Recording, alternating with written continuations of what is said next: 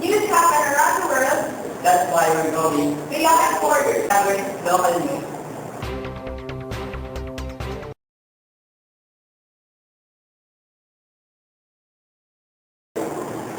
Martinez Tablet described as someone in the neighborhood.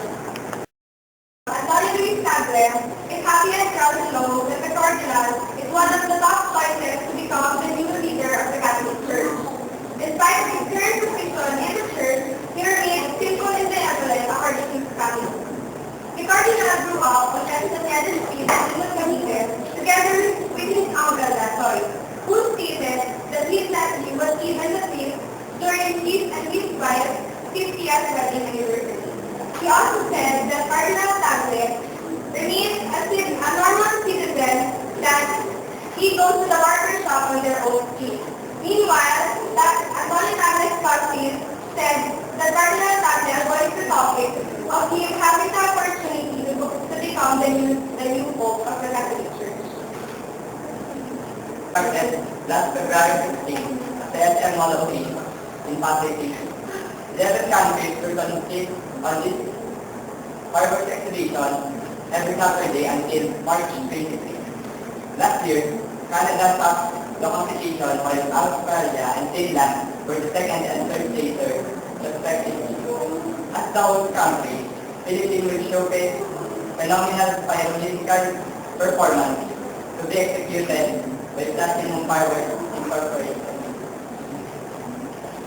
One of the objective of this one is to promote Philippine tourism, no, and make sure also that we are one of the biggest international pyro competitions. And now for the latest news report, we have Eljohn Cordora. Eljohn.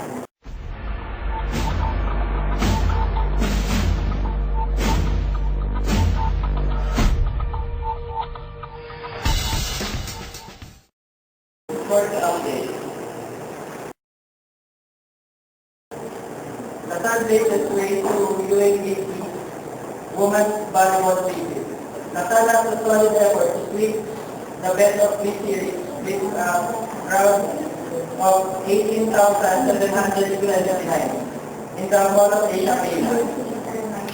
With the familiar star comedian by Magel Samson. In the first set, players punched in 8 points. Parnala and Gala, who finished with 12 points apiece to cover the third set.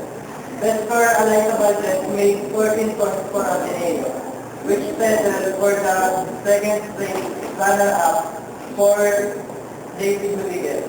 Nina Reyes stood at the forefront of the ladies finals tournament leader, and the Sun won the championship with the score of 25-23, 25-20, 25-16 for the 3-6 in the season 75 women's basketball.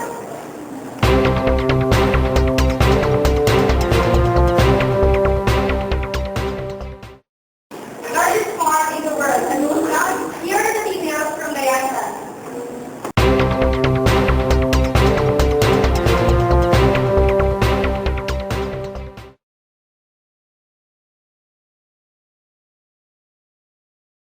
Good morning. I am here today in the largest mall in the world, South China Mall in Guangdong Province, China.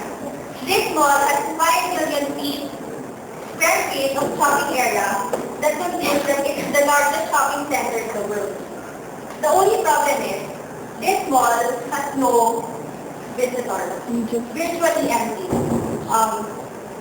Walking among its corridors, shops and stores, and escalators covered in short feet, rubbish piled up the sides, and paint are coming off the walls, and store signs and advertisements have faded.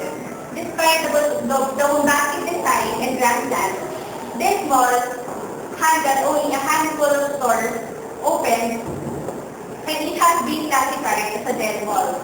Open for the public in 2005, this mall, the developers of the mall expected to have 100,000 visitors a day.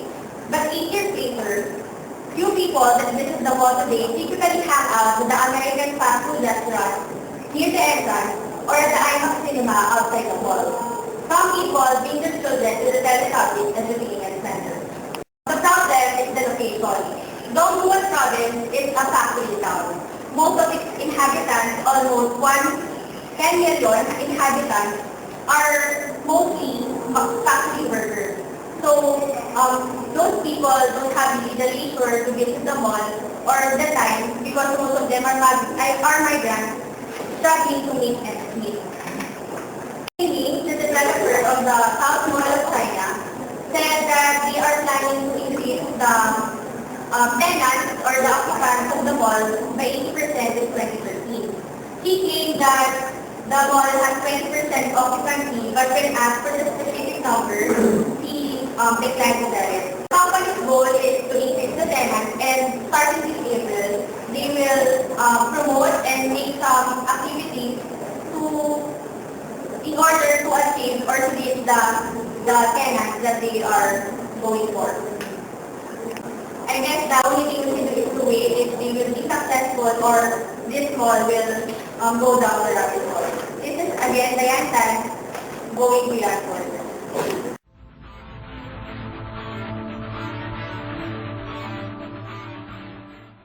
This is the boiling point, the hot tea. Jackson River is a crystal light. After Nicolas of page during his performance in London last night, unfortunately, Jimmy's wing isn't getting better. He collapsed on stage from shortness of breath, performing brilliantly.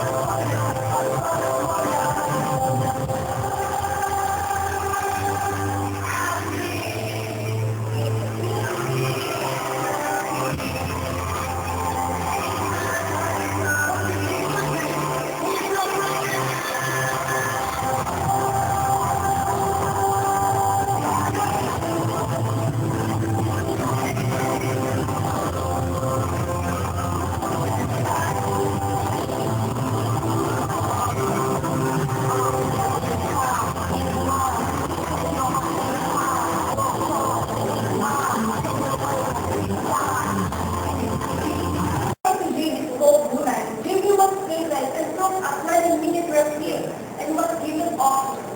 The Canadian steamer ignored doctor's orders and returned to the station to finish the ocean. She added that the steamer had not been suffering from any health issues prior to the show. Fans had already started circulating the hashtag Justice Take a Break on Twitter after the news spread on the internet. As a part of the European leg of the League World Group, he was supporting for the third out of 4 nights at the Old Marina. Is this the end of his publicity? Oh, the singer's late arrival on stage at the venue on Monday, after which he issued a public apology to understand powerfully incident. JB's got the attention of social media to let his fans know that he is still back at it with his mission. Getting better. Thanks for everyone pulling me through tonight. That's fans in the world. Figuring out what happened. Thanks for the love. I am Magel Samson, who goes beyond hope.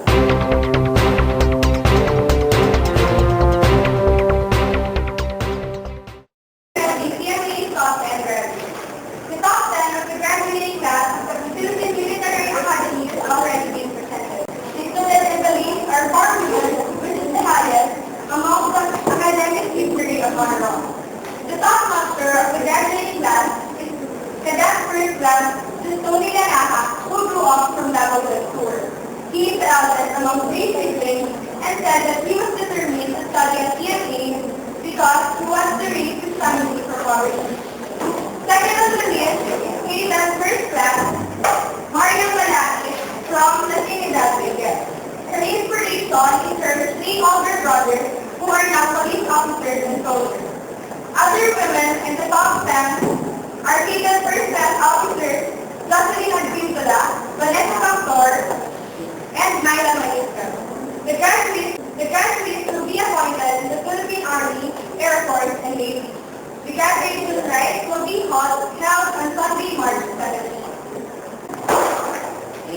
was the first time that violence happened before the Palengke Grand Film Parade. A grenade exploded in Durham Park amid the Palengke Flower Festival and injured 3 people.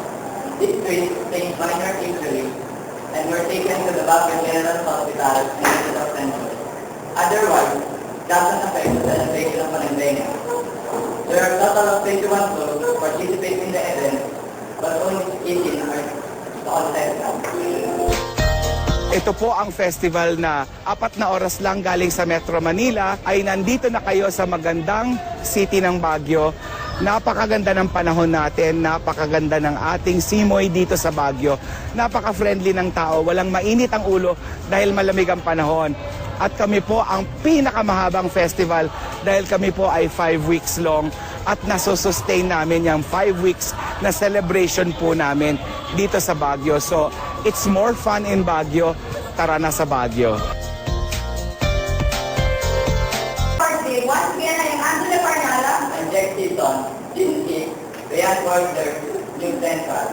News happen around the world and we are going beyond borders.